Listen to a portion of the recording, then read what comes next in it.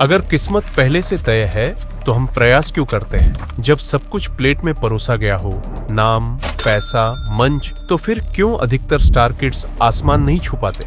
जब बॉलीवुड के दमदार अभिनेता सुदेश बेरी ने पूछा, क्या मेरी किस्मत पहले से लिखी हुई है या मैं कुछ बदल भी सकता हूँ, तो जवाब सिर्फ एक लाइन का नहीं था। जवाब में खुला एक रहस्य, जहाँ कर्म, आत्मा और भाग्य टकराते नहीं बल्कि नृत्य करते हैं। जहाँ कुंडली सिर्फ भविष्य नहीं बताती बल्कि ये भी दिखाती है कि आप किस जन्म की अधूरी कहानी लेकर आए हैं। और फिर शुरू हुई वो बातचीत जिसमें डॉक्टर ने बताया क्यों कुछ लोग सफलता की सीढ़ियां चढ़ते ही नहीं, क्यों कोई स्टार किड होने के बावजूद डूब जाता है और कैसे आप अपने पिछले जन्म की स्क्रिप्ट को रिवाइज कर सकते हैं। ये पॉडकास्ट सिर्फ सवाल जवाब नहीं, एक आत्मा को झकझोर देने वाला अनुभव है, जहां आपको पता चलेगा क्यों बहुत से लोग स्ट्रगल में ही फंसे रहते हैं और क्यों कुछ लोग अपने भाग्य का पुनर्लेखन करना जानते हैं। और हाँ, इस पॉडकास्ट को देखने से पहले नीचे लाइक का बटन दबा दीजिए और अगर अभी तक आपने फॉलो नहीं किया तो अब कर लीजिए, क्योंकि ऐसा पॉडकास्ट दोबारा नहीं मिलेगा। डॉक्टर विनय बजरंगी और सुदेश बेरी, एक ऐसी बातचीत में जो आपकी आत्मा के किसी गहरे हिस्से को छू सकती है। अब देखिए और जानिए आप अपने ही भाग्य के लेखक कैसे बन सकते हैं।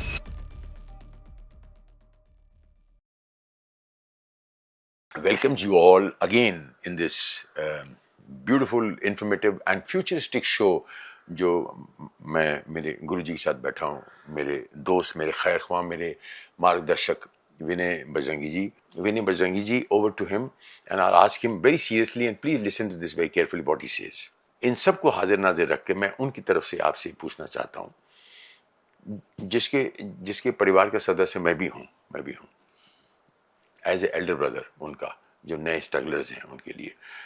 आप बहुत सारे लोग जो हैं इस उधेड़बुन में रहते हैं कि मैं जवान हूँ और मेरे पास मसल्स हैं, मेरे पास बॉडी है और मैं जो है शॉर्टकट में स्टार बनना चाहते हैं कि जो स्टार समझते हैं मैं स्टार बन जाऊं। अरे कोई प्रोसीजर होता है, कोयला जो है बेचारा रेवोल्यूट होके हीरा बनता है और वो हीरा फिर कोई जौहरी उसको निकालता है। तो वो शेर मुझे याद है, हजारों साल नरगिस अपनी बेनूरी पे रोती है, बड़ी मुश्किल से होता है चमन में दीदावर पैदा।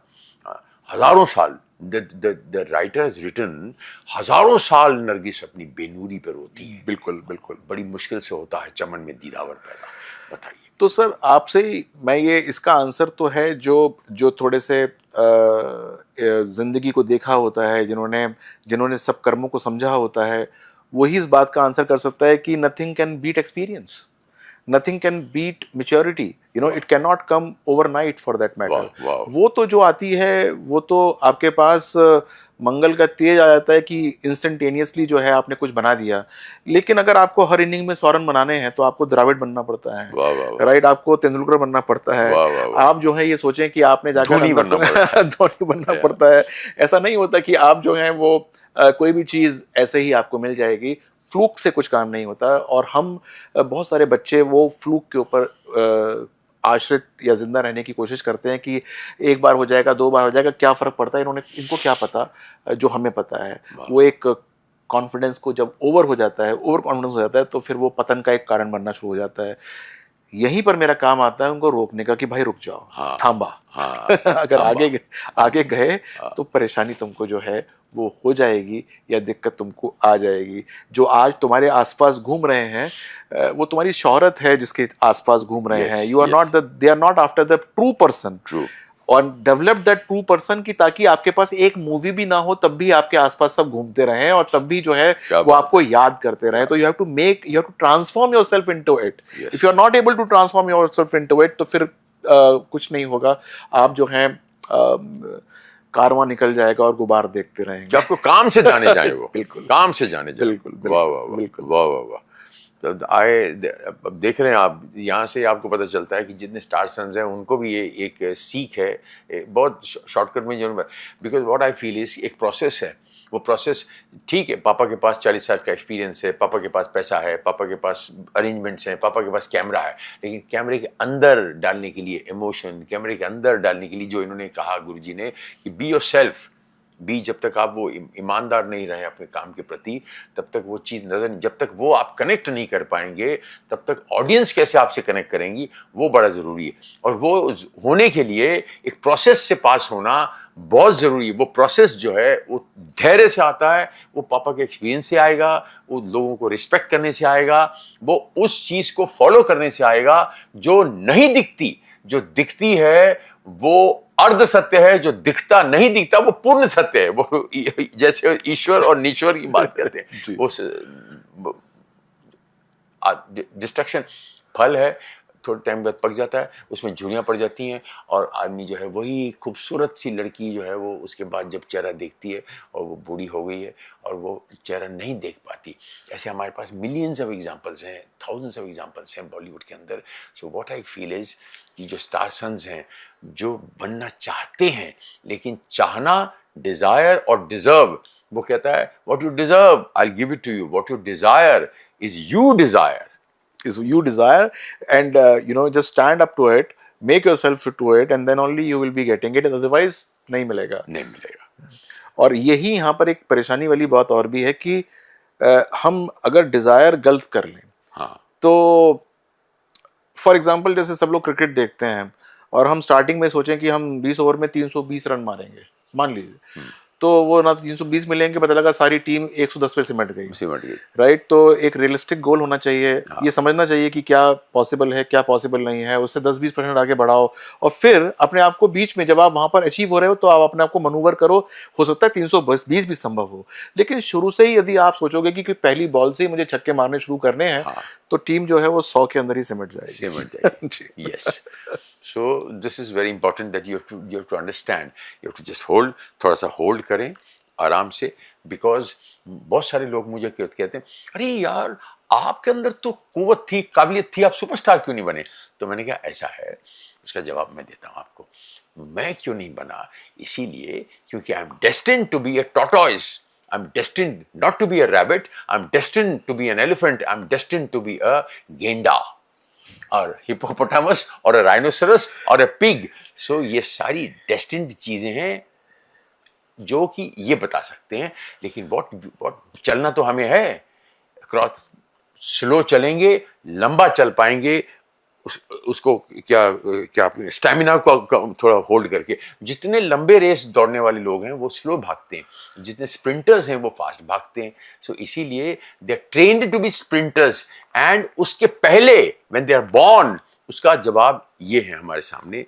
जितने भी कुंडली, जिसे कुंडली हम वर्ड बोलते हैं, नोबडी नोज कि माँ के पेट से, अच्छा ये मेरे को, कि माँ के पेट से जब बच्चा कंसीव करता है वहां से कुंडली बननी चाहिए, कि माँ जब बच्चा बाहर दुनिया में आता है वहां से कुंडली बननी चाहिए? ये बहुत लोगों के अंदर कंफ्यूजन है। ये क्या बात है, क्या बात है, ये बताइए थोड़ा सा।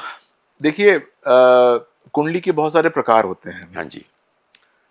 जब बच्चा कंसीव होता है उस समय की जो कुंडली बनती है वो बनती है घराने की कुंडली, यानी कि वंश की कुंडली। ओहो, वो भी बनती है? वो कुंडली बनती है वंश की, उसका उस बच्चे से जो पैदा होने वाला है उससे कोई लेना देना नहीं होता। अच्छा।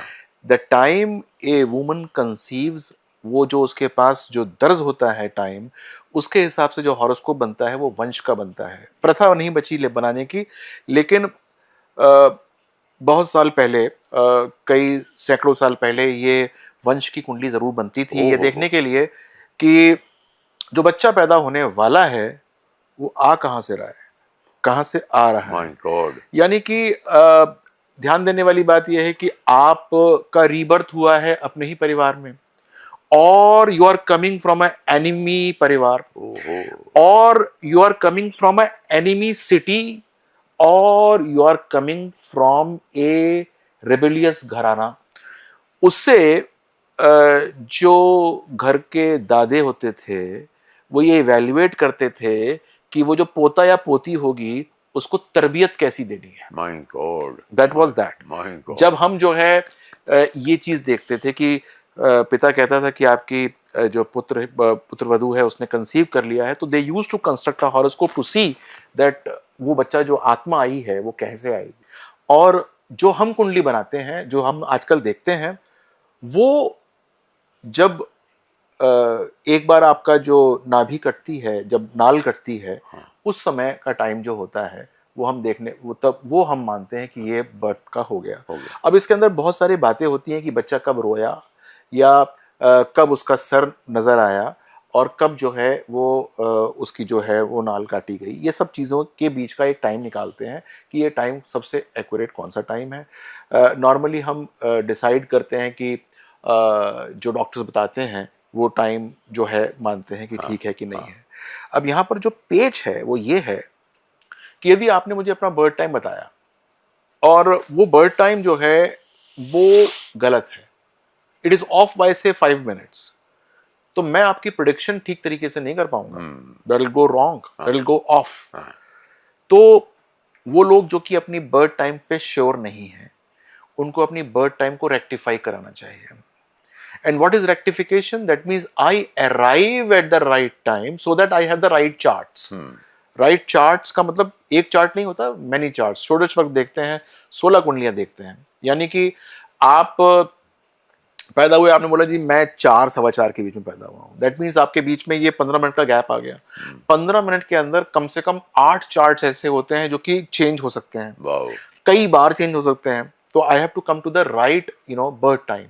एंड बर्थ टाइम को राइट करने का तरीका क्या होता है कि I sit with you and say ji बताइए आपके जीवन में प्रमुख घटनाएं जो आपको याद हैं दिन के हिसाब से, वो मुझे बताइए।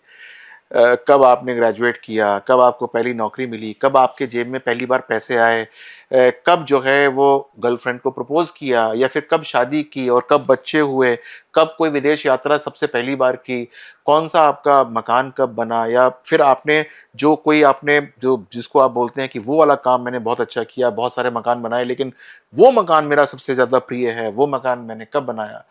ये सब चीज़ों को जब मैं टैबुलेट करता हूँ आपके हॉरोस्कोप के हिसाब से, आपके शत्रुओं को, आपके मित्रों को ये जब जानने की कोशिश करता हूँ, तब मैं आपके बर्थ टाइम को सिंक्रोनाइज करता हूँ कि 4 बजे का टाइम था कि 4:15 का था, या in somewhere, in between somewhere. तो ये बर्थ टाइम रेक्टिफिकेशन एक बहुत इंपॉर्टेंट टेक्निक है जो कि वैदिक एस्ट्रोलॉजी के पास है, जिसके अंदर जो है हमको ये पता चलता है कि आपका राइट बर्थ टाइम क्या है। And once you are equipped with the right time, then you have got the right birth charts। आपके षोडश वर्ग यानी कि 16 कुंडलियां ठीक बन जाती हैं, यानी कि D60 चार्ट तक ठीक बनता है, D1 से लेकर D60 तक। D60 chart is accurate to 50 seconds of your birth time. And जब वो मेरे पास सही होता है तो मैं आपकी अल्टीमेट सक्सेस को उससे गेज कर सकता हूं कि वो क्या कहती है कि आप कितनी उन्नति कर सकते हैं, कितना जो है वो आपके अंदर अभी मादा बचा हुआ है, how to basically ignite and fuel that. ये सब चीज़ें जो है वो वहाँ से पढ़ी जा सकती हैं। तो ये सब उनके लिए है जो ये प्रोग्राम देख रहे हैं और जो थोड़ा सा संशय में है कि मेरा बर्थ टाइम थोड़ा सा हल्का पलका इधर होता है, मेरी माँ को शायद याद नहीं है, या मेरा पिता जो है वो सही तरह से बता नहीं पा रहे हैं। तो मैं उनको ये एडवाइस करूँगा कि एक बार बैठो ना मेरे साथ और एक बार हम आपके बर्थ टाइम को रेक्टिफाई ही कर देते हैं, और फिर उसके बाद once you have got the right times, तो फिर उसके बाद प्रेडिक्शन सारी की सारी ठीक हो जाएंगी। और बहुत सारे लोग ऐसे हैं मैंने देखे कि वो कहते हैं यार मैं पूछने जाता हूँ, बात कुछ और पूछता हूँ, वो बताते कुछ और हैं जो कि मेरे लिए सही बैठता ही नहीं है, नहीं बैठ रहा। तो I would say that just check the birth time, हो सकता है गलत हो वो। वाओ, माय गॉड, बहुत बड़ी बात आपने, बहुत बड़ी बात। ये बहुत सारे लोगों की प्रॉब्लम है, उनको समझ में नहीं आता। माँ कहती पता नहीं चांद ऐसा था, 2 तारे वहाँ निकले थे, कुछ बारिश हो रही थी, तो फिर समझ में आता है कि बरसात का मौसम था।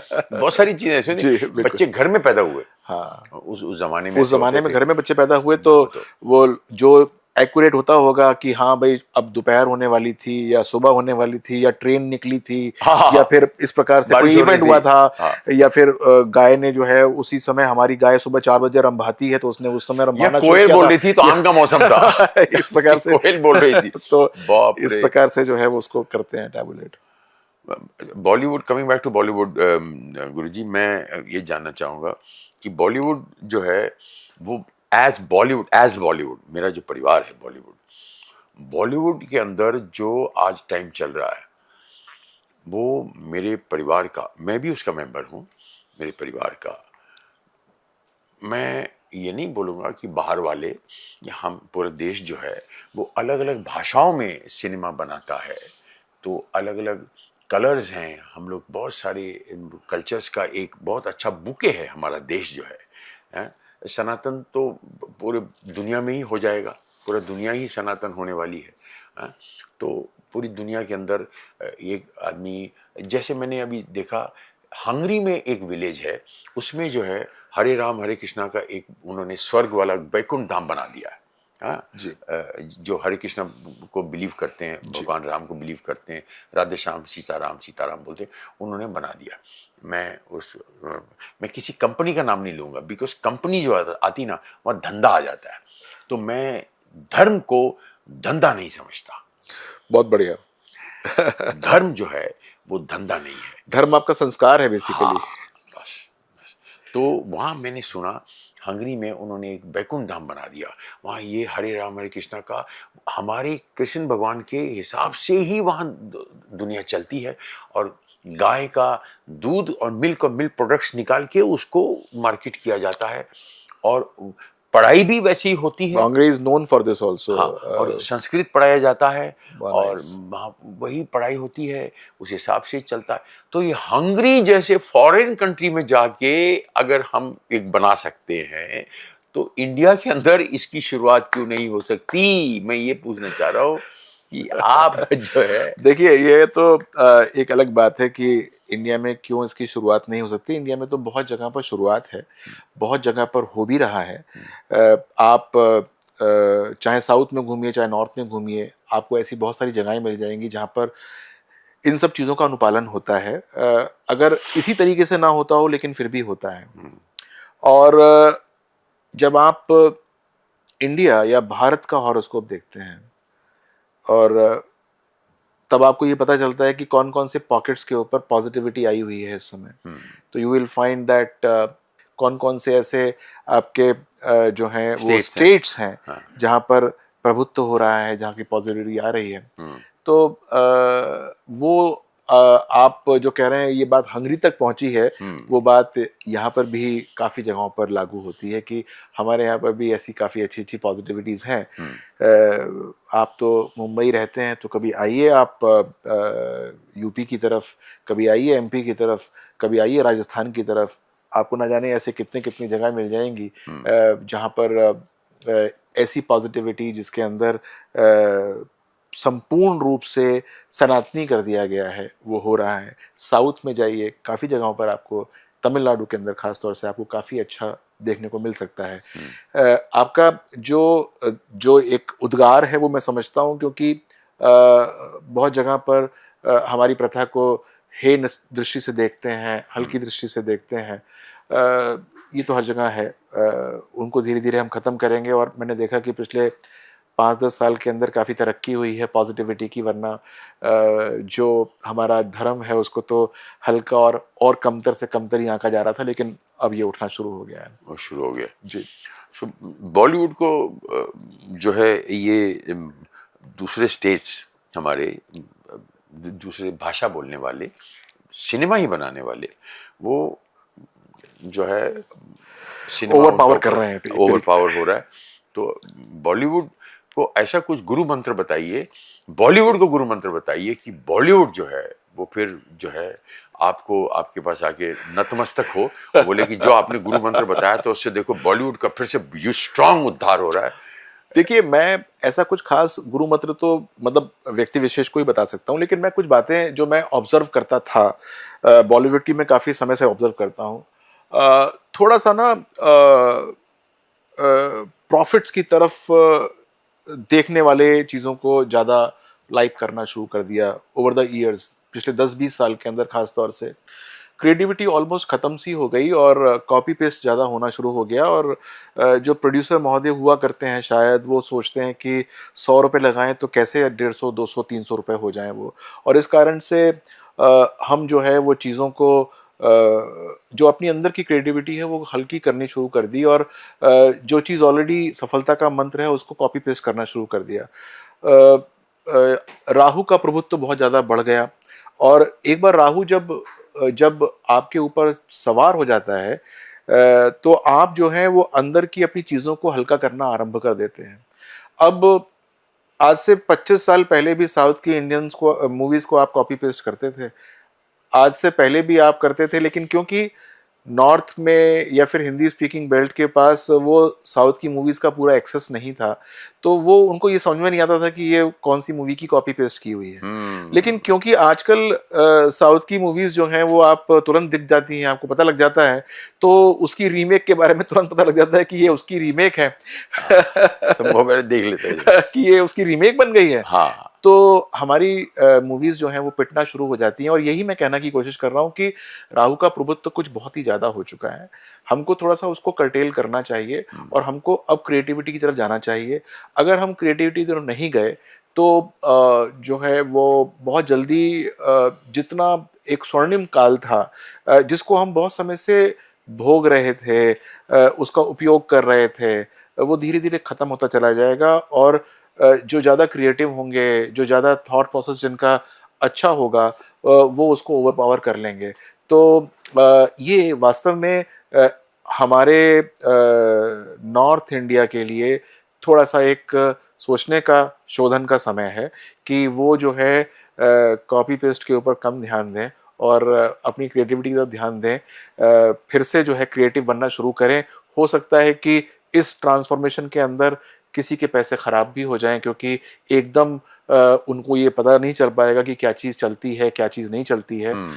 लेकिन फिर भी ये ट्रांसफॉर्मेशन तो किसी ना किसी को करना पड़ेगा, अन्यथा एक दिन बत्ती गुल होने की पूरी संभावना है, जो कि हो जाएगी। सिमटता चला जा रहा है, सिमटता चला जा रहा है जी। और वो ऐसा हो रहा है कि जैसे कि वेब सीरीज अच्छी बन रही हैं, एड्स तो अच्छे बनते ही थे, वेब सीरीज अच्छी बन रही हैं, फिल्में जो हैं वो क्रिएटिविटी खत्म होती जा रही है फिल्मों के अंदर। नहीं, ये वेब सीरीज बनना तो एक बहुत शुभ समाचार है ये सबके लिए, क्योंकि इससे वो बहुत सारे ऐसे एक्टर्स जो कि थोड़े से बैकग्राउंड में चले गए थे, जिनके पास काम शायद कम था, या उनके हुनर को लोग ज्यादा पोर्ट्रे नहीं करना चाह रहे थे, क्योंकि वो हो सकता है किसी बड़े स्टार को खा जाते हों। इस कारण से उनको काम नहीं मिलता था, या काम उनका बहुत कम कर दिया जाता था। उनको तो काफी अच्छा प्लेटफॉर्म मिलना शुरू हो गया है, और ओटीटी के ऊपर तो जो हमारे कन्वेंशनल स्टार्स हैं उनके नाम तो बहुत कम हैं, बल्कि उन लोगों के नाम ज्यादा होने शुरू हो गए हैं जो कि हमारे साइड लाइन थे, या फिर नंबर 2 या नंबर 3 के ऊपर आते थे। तो I think that is going to be a very nice sort of thing.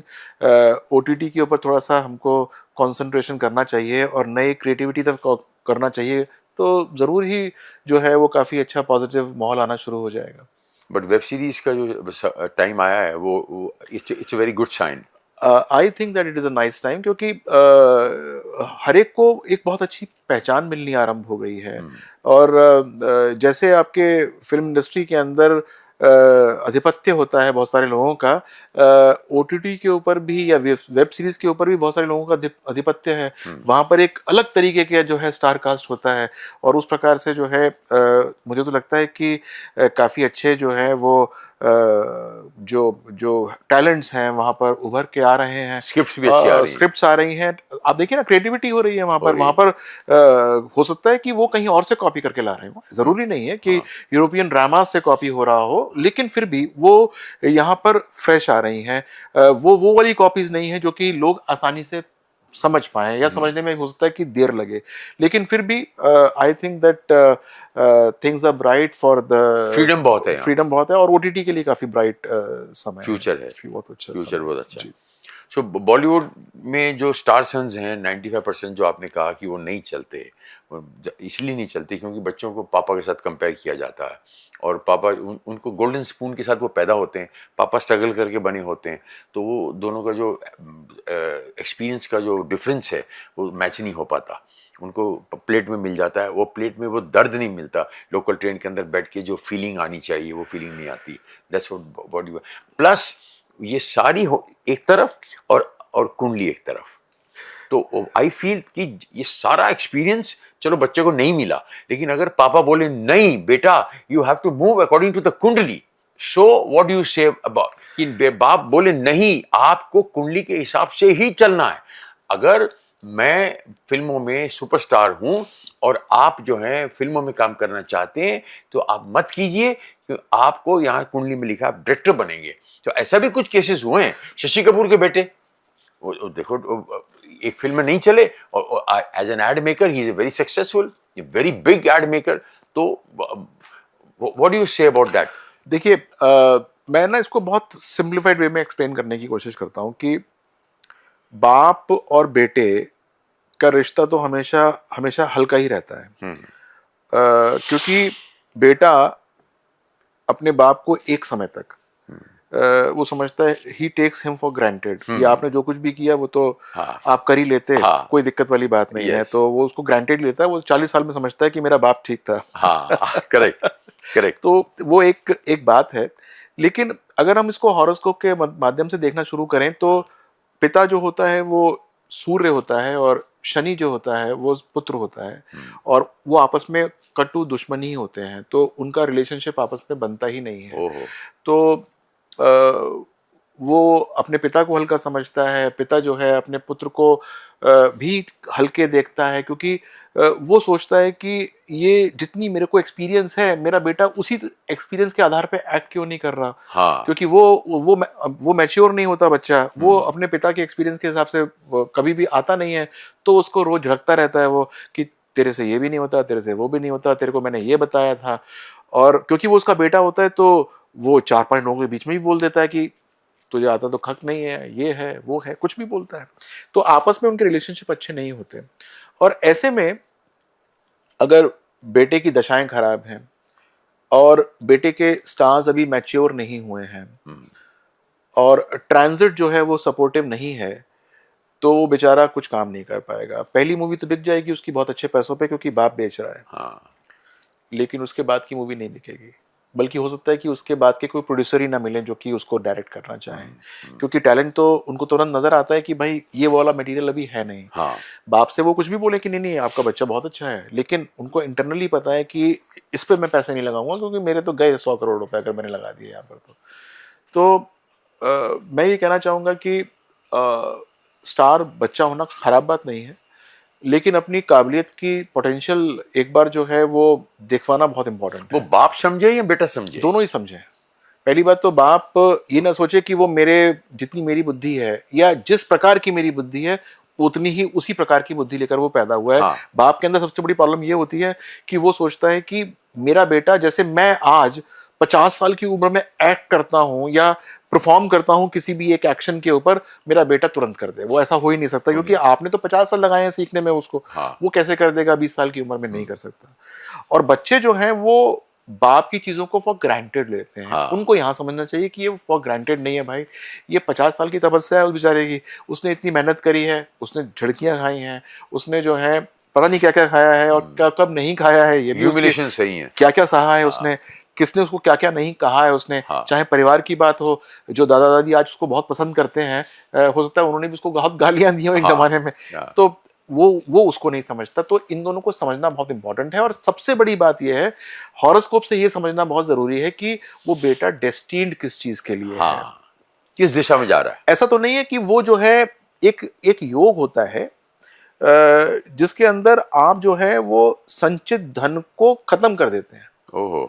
यानी कि जो आपने पैसा अब तक संजोया होता है इधर से उधर से, ये कर करा के आपने अपने लॉकर में रखा होता है या अपनी एफडीज बना के रखा होता है या प्रॉपर्टीज बना के रखा होता है, वो आपका पुत्र जो है उसको समाप्त कर सकता है। तो ये योग की एक बार वेरिफिकेशन बहुत इंपॉर्टेंट है कि ऐसा तो नहीं है कि उसको उठाते उठाते उठाते आपका संचित धन समाप्त हो गया और आपने जो काम जो अपने बुढ़ापे के लिए रखा था प्रॉब्ली कि आप मैं आराम से अपना जीवन जी लूंगा, तो वो आपका सारा समाप्त हो जाए और फिर इसी कश्मकश में कि ये कैसे दोबारा आएगा, आपका पूरा परिवार का जीवन ही जो है वो समाप्त हो जाए।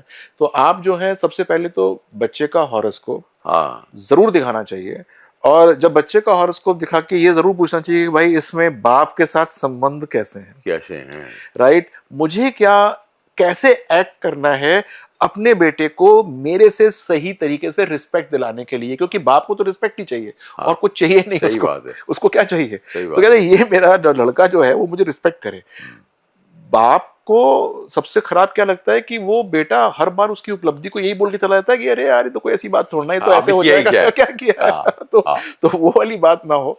तो इसलिए बेटे का हॉरोस्कोप दिखाना बहुत जरूरी है बिफोर लॉन्चिंग हिम, या even if he has been launched, उसके बाद भी उसको एक बार दिखा लो कि भाई ये डेस्टिनेशन ठीक है कि नहीं है। ऐसा तो नहीं है कि हमको इसका कुछ लाइन चेंज करानी चाहिए। और सबसे बड़ी बात, दिमाग से ये भूत निकालो कि पैसा यहीं मिलेगा, ऐसा नहीं है। पैसा कहीं भी मिलेगा। कुंडली में योग अगर प्रबल है या प्रबल किया जा रहा है तो पैसा कहीं भी मिलेगा। ये जरूर बात है कि जिस माध्यम से आप सोच रहे हैं कि वो अभिनय करके ले लेगा, हो सकता है वहां से ना मिल रहा हो, लेकिन कहीं और से जरूर मिलेगा। मतलब आप ये कहना चाह, देखिए जी, this is, you have to listen to this very carefully कि कुछ भी हो जाए, कुछ भी हो जाए, लोग कहते हैं कि हम पुलिस स्टेशन से दूर रहे, हम कोर्ट से दूर रहे, हम हॉस्पिटल से दूर रहे। ठीक है, आप नहीं रहे, बिकॉज आपने कुछ ऐसे, अब इन्होंने कितनी अच्छी बात बोली थी, कर्मा करेक्शन। इन्होंने एक कर्मा करेक्शन तो हम लोग करते हैं ना, जैसे सिनेमा के अंदर कलर करेक्शन करते हैं, फिर हम ये, तो इन्होंने बड़ी अच्छी बात बीच में बोली गुरुजी ने, कर्मा करेक्शन। तो वो करेक्शन होना बहुत ज़रूरी है कि हम जब बच्चे होते हैं तो पेंसिल से लिखते हैं तो रबर से मिटा देते हैं, बड़े होते हैं तो पेन से लिखते हैं तो मिटा नहीं पाते। तो same is like what I feel is कि हम कुछ कर देते हैं, बाद में हम उसको ठीक नहीं कर पाते, आगे चल के खड्डे संभालें। इसीलिए हमें इन सर्जनों की, इन देवात्माओं की, इन भगवान के एजेंट्स की, जिसे हम एजेंट बोल रहे हैं, फॉरेन कंट्री में एजेंट्स बोलते हैं ना, जैसे please talk to my agent, so इसलिए लॉर्ड विष्णु कहते हैं talk to my agent, he will repair you. So वो रिपेयर बहुत जरूरी है। हम उस घमंड में ना रहें कि मेरे बाप ने बंगला बनाया, मेरे पास बंगला है, गाड़ी है, नौकर है, चाकर है, तेरे पास क्या है? बोलो मेरे पास तो माँ है, तो अपना संभाल। तो इसीलिए ये बहुत जरूरी है, ये बंगला, गाड़ी, नौकर, चाकर, माँ, सबसे परे माँ भी जो है वो यही कहेंगे कि आशीर्वाद माँ से जाके लीजिए, वहीं सब कुछ मिलेगा। और आप वहां भी नहीं गए, यहां भी नहीं गए, तो कहीं की नहीं रहे। That's what I feel. That is right. Correct है। Right. माँ के चरणों में भी नहीं गए, वहां भी पैरीपना नहीं किया, और यहाँ भी पैरीपना नहीं किया, तो फिर तो हो गया काम आपका। So what I feel is कि Bollywood through me, what I'm saying is through me, मैं तो उसका स्वयं भोगी जिसे कहते हैं, जो भुक्त भोगी, हाँ भुक्त भोगी। तो I am there and I am still on there, I am still there. और वो कहते हैं ना कि आई विल बी बैक, मैं लौट के आऊंगा। सो इसीलिए वो वाला बातों के अंदर मैं भी सीख ले रहा हूँ, बॉलीवुड के एक बेटे के हैसियत से, बॉलीवुड का एक परिवार के सदस्य की हैसियत से मैं भी सीख ले रहा हूँ। आप भी सीख लें कि you have to come through this, because एक बहुत बड़े राइटर ने, मैं नाम नहीं लूंगा, दिस कि you know this industry is like this, everybody has to pass through. I think I read it, मैं नाम ले लेता हूँ, कुशवंत सिंह राइटर जो थे, उनकी किताब में उन्होंने लिखा था कि every heroine has to pass through the bed.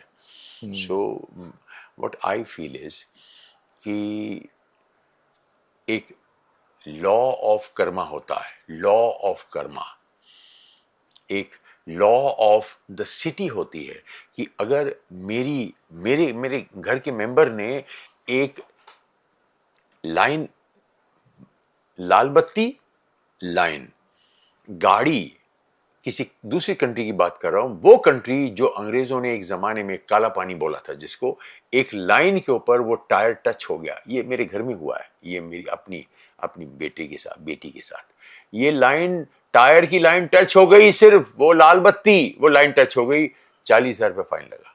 And the country is Australia, जिसको अंग्रेज काला पानी बोलते थे। ये स्वयं बात बता रहा हूं मैं, 40,000 इंडियन रुपीज फाइन लगा। ये आपने, जिसे आप अभी बताएंगे गुरुजी, जब मैं इनको पूछूंगा कि लक्ष्मण रेखा पे थोड़ा सा, इस पे भी लक्ष्मण रेखा वर्ड जो है, Lakshman rekha, this is just not a line, this is not a word, this is a philosophy. And this philosophy एक बहुत बड़ा फलसफा है। एक चीज, बहुत सारे हम स्टार सन्स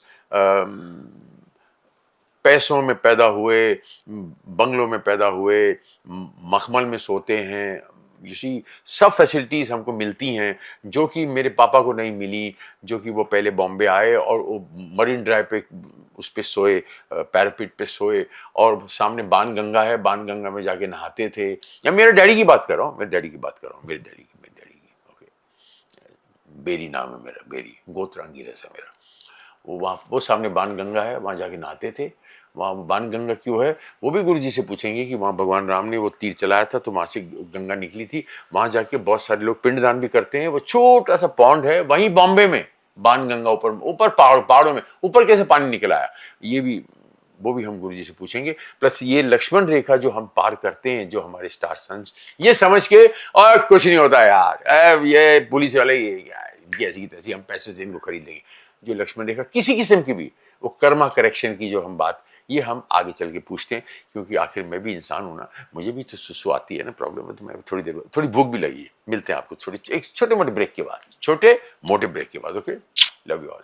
जय श्री राम। नमस्कार।